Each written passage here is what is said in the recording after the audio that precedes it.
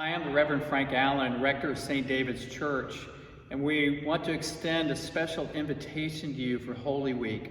We're going to have both in-person and live stream worship all through the week, and I encourage you, as someone who's walking in the way of love, who is trying to live into the Christian life, to take the time to walk with Jesus through his triumphal entry, the Last Supper, his death, and his resurrection.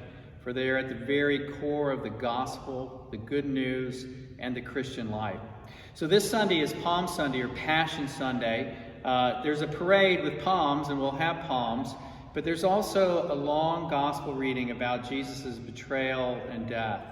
And it's important for us as Christians to come on Palm or Passion Sunday so that we can walk with Jesus and understand the depth of God's love for us, that Jesus would go through that on our behalf.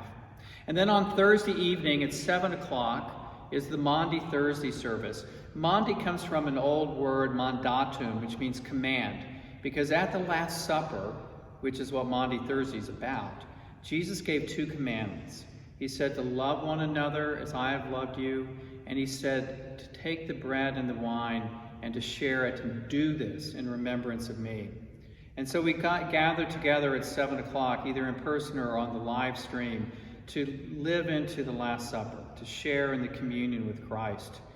And then that evening, as Jesus was taken away from his first followers, we stripped the altar of all its adornment as though Jesus has been taken away. But we pray through the night on our Maundy Thursday watch when Jesus said, "Watch with me for an hour," as he is preparing himself for his death. Then on Good Friday at noon and 6, we have the Good Friday Liturgy. It's the most spare liturgy in the whole church year, where we walk with Jesus the way of the cross, and where we consider what God is doing for us through Jesus on the cross. So I encourage you to come out for Good Friday, because it's good because of the results that come from that.